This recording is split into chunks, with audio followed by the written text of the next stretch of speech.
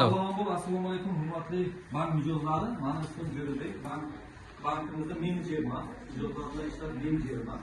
Sizlarda bankimizda produktlar bo'yicha tushuncha beraman. Oila tadbirkorlik bo'yicha imtiyozli kreditimiz bor. 17,5%.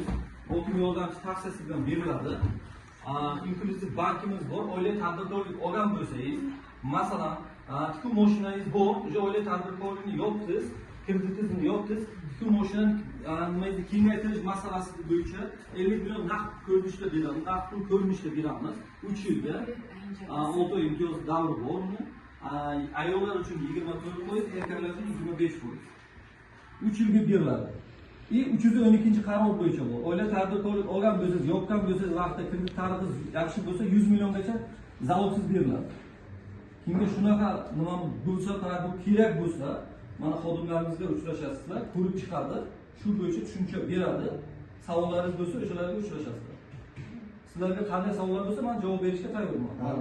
Bundan oldin boshqa bankdan olgan bo'lsa, hisobga olinadi. Oila tadbirkorlikdan faqat olgan bo'lsa. oila tadbirkorlik. Hisobga olinadi. Chorva bo'yicha. Farqi yo'q.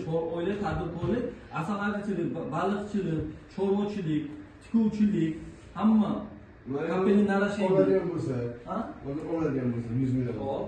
Foiz qancha bo'lyapti? 22% dan beriladi. 22%. Gruppa turpaga Unaqa kredit nizomda yo'q unaqa.